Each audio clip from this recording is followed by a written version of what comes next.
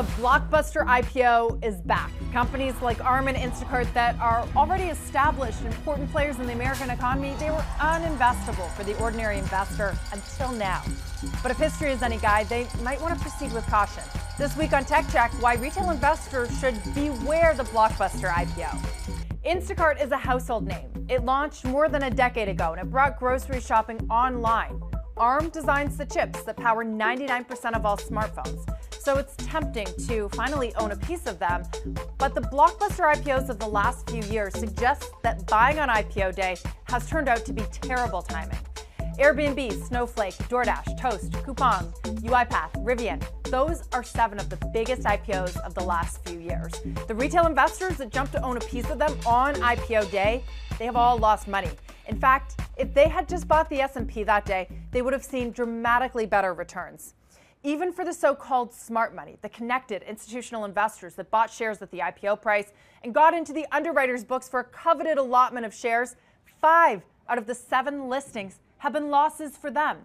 There's a few reasons for this. One, tech startups, they're staying private for longer. In the past, companies that we think of now as big tech, they went public when they were still relatively small. Amazon at a $300 million market cap, Microsoft at almost $800 million, and Apple at $1.8 billion. Compare that to Instacart, going public at nearly $10 billion, and Arm at a more than $54 billion valuation. The old way of doing things and going public meant that retail and institutional investors had an opportunity to buy a real startup, a true disruptor that was in the early stages of growth.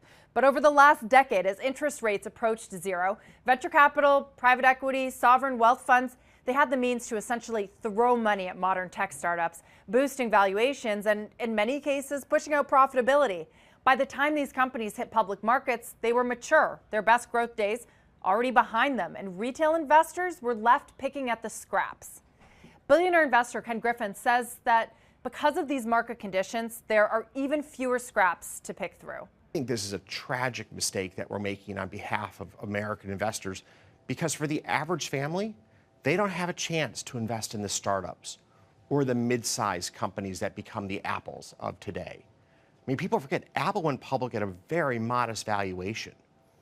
People have had their entire retirements defined by being an early investor in Apple or Amazon or Microsoft. By making our public markets less attractive for issuance, we're taking those stories away from the American investor. And he says that's especially true when it comes to retail investors getting exposure to new technologies like artificial intelligence. There's very few public opportunities to invest in generative AI.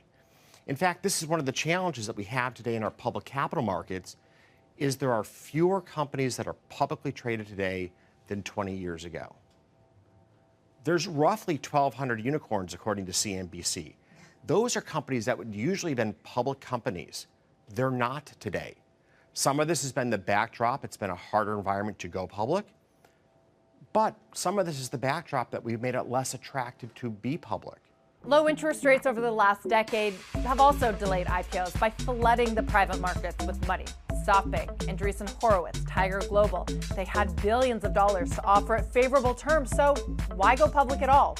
But when interest rates started rising in 2022, many of those startups and their backers were caught flat-footed. Their valuations were based on a financial model called discounted cash flow, which measures the present value of a company by using future cash flows.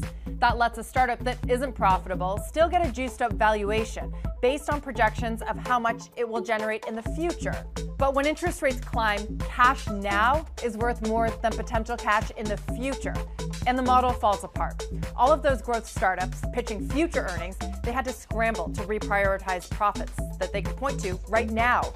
Investors wanted that profitability, and they were using price-to-earnings ratios or EBITDA ratios to mark losses, no longer DCF, discounted cash flow. Valuation compression, it happened quickly and mercilessly in public markets. High growth but low margin or negative margin businesses saw their valuations cut by 70, 80, 90%. It coincided with the normalization of the economy post-pandemic, so names like Affirm, DocuSign, Snap all lost 80 to 90% of their valuations. Here's venture capitalist Bill Gurley on the shift. And unfortunately, it's highly cyclical. And when you and it tends to go up slowly and it tends to crash immediately. And there was massive multiple contraction writ large across the industry, and the companies have to navigate it. They can't magically wish for the valuation they once had because it's not actually related to how they're operating. It's just that the industry has been completely repriced. Uber was founded in 2009, and it feasted on venture capital money for a decade, raising more than $20 billion over 15 funding rounds, all while putting off profitability and deepening its losses. When it finally went public in 2019 at $45 a share, it immediately dropped, closing more than 8% below that. It has only just surpassed that price by a few dollars. And that amounts to a measly 7% return in more than 4 years. If you had invested in the S&P 500 instead, you'd be up 57%. And it's not just IPOs from the last 4 years. Take Alibaba. In 2014, when the Chinese e-commerce giant went public, it was the biggest IPO in history. It had set its share price at $68 a share, but in another example of how retail investors get burned, the stock surged 38% that day, and today it still trades below where it closed on day one. That's nearly a decade of dead money. Pinterest stock closed at a little over $24 per share on its first day of trading. From that point, it's up just 8% in the last 4 years. Part of the story here is incentives, which are aligned to make sure that companies go public at a moment of peaking valuation. It's an exit or liquidity event for founders, investors, and the fee-based investment banks that work on the transaction to maximize the cash out. A down round, i.e. going public or raising money at a lower valuation, it can be seen as catastrophic for a startup. Employees and investors, all of a sudden, they see billions of dollars in paper profits wiped out, not to mention the complexity it adds to a cap table. And from a larger perspective, companies want to sell the narrative of growth and positivity. No one wants to be seen as taking a step back, however crucial that might be.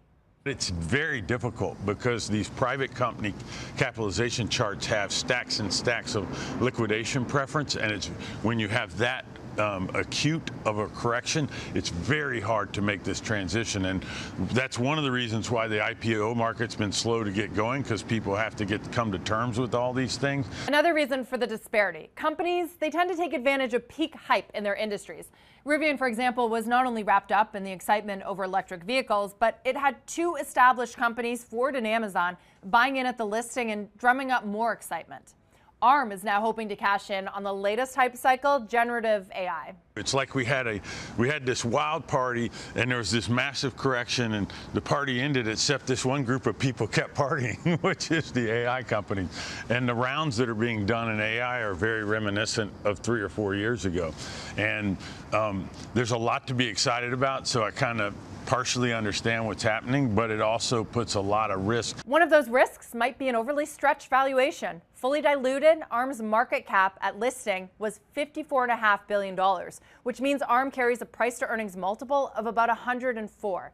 NVIDIA, the AI chip king, is valued at 108 times earnings, while an ETF measuring the performance of the 30 biggest American chip companies has a price to earnings ratio of just 25 times. That suggests a huge premium for ARM compared to other chip makers, even as its revenue growth slows. It reported in its prospectus that sales in its latest fiscal year fell 1% from the prior year, while net income, it dropped 22%. But of course, chip makers like NVIDIA have been the undisputed winners of the AI race so far. The area that's been the most rewarding, obviously, has been the hardware. So the people that are working on these foundational models are spending tons of money. So you've seen NVIDIA, you guys talk about it all the time. It really is a picks and shovels type market right now. And the battle on the foundational models is interesting. Instacart could be a more interesting example in this wave of 2023 IPOs. It is already profitable, and it's going public at just a quarter of its peak valuation. It already did the nasty work of getting through a down round, several actually, which implies that it's taking into account slower growth and public valuation compression.